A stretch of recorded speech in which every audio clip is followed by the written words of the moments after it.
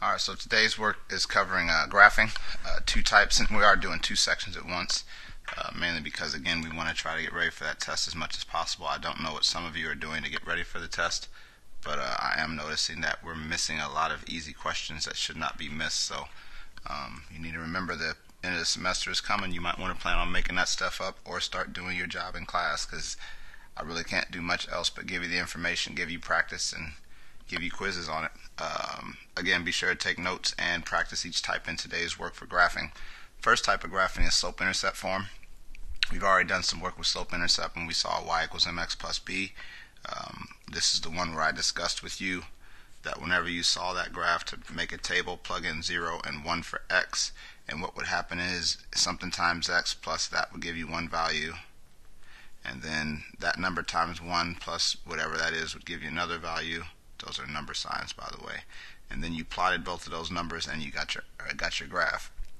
The problem with that is what happens whenever you see things like y equals 2/3 x plus 1, that things would get kind of complex. So that wasn't the way to do it, but that is the general way to handle any kind of graph where it's just y equals. But today what we're going to see is that the graphs are actually extremely easy to do when you use m and b appropriately. So first off, again, write this down for yourself. You're going to use B to plot the first point, and then you're going to use M to count rise over run. Remember that M is slope, and the slope is rise over run. Remember that a positive rise means up and right, and that a negative rise means down and right. But other than that, that's what you're going to do. The biggest error in here is that people forget to start rise over run from the point. They like to go to the origin and do it. So again, just make sure you pay attention to that, and we'll discuss it when we see some examples and we get right to it. Graph y equals 4x minus 3. Again, looking at the notes, the first number you want to deal with is the y-intercept. The y-intercept, or b, is this number right here. What this is telling me to do is to start by pretty much recognizing that it's going to go or start at -3 on the y-axis, because if I plug in 0, you see that y equals -3, so that's telling you to go down 3 and put your first dot down. Again, your y-axis, here's your y. Plugging in 0 for x gives me a -3, that is your y-intercept. This represents my rate of change, which means that 4 as a fraction would be 4 over 1. And again, your rise over run means up 4 and always, again, right. So from there, and not from here, again, what some people like to do is start from the origin. Your slope is based off of your first number. And so when we do that, from here we go up 4, 1, 2, 3, 4 over 1, kind of like when you were counting the slopes before. And then you draw your line through that axis. On your Math Excel, you'll simply put this point down, you'll go and find the second point, it'll make the line for you, of course, and everything will be done. The key thing to remember is you must always start with b, the number that is all by itself. Again, is the number that results whenever you ignore the x and find your y-intercept, which is -3. Alright? Looking at another one, y equals -2/3 x plus 4. Again, the first number you want to look at is as if you ignored the x, and you see that 4 is the first number as a starting point. So again, it starts at 4, so this means go 1, 2, 3, 4 up and put a dot. This number here, again, represents your rate of change. So 2 over 3, which means since it is negative, it'll be 2 down. And again, you will always go to the right. So from here, again, not from here, but from the point, you go 1, 2 down, 1, 2, 3 right, put your dot. That creates the line that you are looking for. Alright? So again, it's not bad. You just got to make sure you practice the skill and get it to where it's understood. Your assessment on this is Wednesday, so make sure you are ready for it. C, graph y equals -x plus 2. On this one, again, starting with your y-intercept, 2 tells me to go up 2.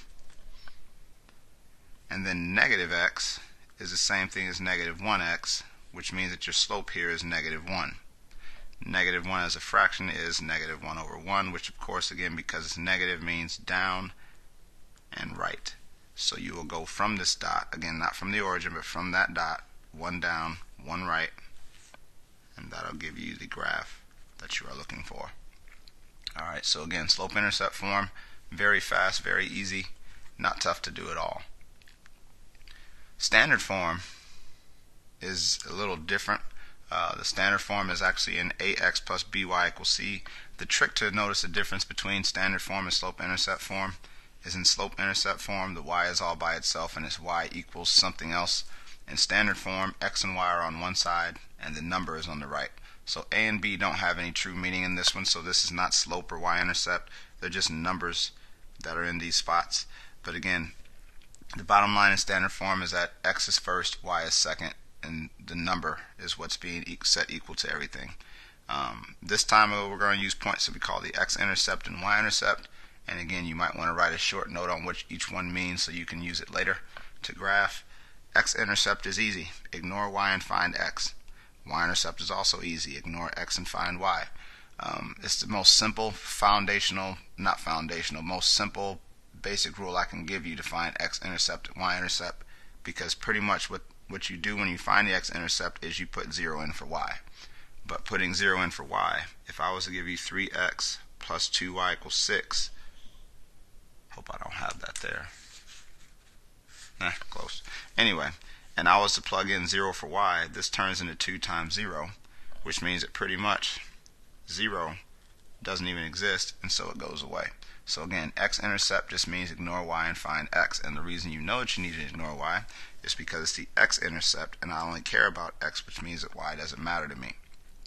Y-intercept means that you ignore x. Why? Because if I want the y-intercept, who cares about x? Alright, so let's look at some examples real fast on intercepts and then get to the examples for graphing and go to your work for the day. If you want to find the x-intercept, again, looking at this problem here, you have 4x plus 3y equals 12. Just ignore the y altogether. What you have left over is 4x equals 12, which means that I divide by 4, and x is equal to 3. That is your x-intercept. That's all you have to do to find the x-intercept. Alright? If you want a y-intercept, all you have to do, again, imagine this problem being 4x plus 3y equals 12, but we are going to ignore x. Now be careful when you ignore x. That sign belongs to 3y, so you ignore that part. And you get 3y equals 12, which means that you divide by 3, getting the answer of y equals 4. Very simple. Again, very easy, not tough to do. You just have to understand what everything means. Alright? Looking at B, if you want your x-intercept, again, you've got x minus 3y equals 12. If I want the x-intercept, that means that y is not important to me, so I take all the things attached to y away, and notice that we have x equals 12 as my x-intercept. If I want my y-intercept, x minus 3y equals 12. Again, if y is important to me, I ignore x, but only x. That negative belongs to the 3, so I get rid of that x. I get negative 3y equals 12, which means that y is negative 4. So x equals 12 is my x-intercept, y equals negative 4 is my y-intercept, and it's that simple. Alright? It is that fast. 4x plus y equals 8. X-intercept, again, means ignore y and solve for x. In this case, x is 2. Y-intercept, again, same equation, 4x plus y equals 8. Y-intercept means ignore x and just x, not the sign attached to y. And of course, you see that you are left with y equals 8. That is all. Alright? So now that we've seen how to find the intercepts, let's just use them to graph lines and get ready for our work for the day. Again, it's not tough. You just got to make sure you actually do it and actually practice it and actually ask questions whenever you don't understand it. Again, the thing that I'm noticing is that I'm not getting a lot of questions during the day, and then people are failing their quizzes. I don't know if those people are blaming me, but you got to remember, I am sitting up here for you to ask questions. If you don't ask, I have no blame. So be careful if that grade is starting to drop. Graph 2x minus 3y equals 6. So again, what I'm going to do is ignore y, solve for x, and x is 3.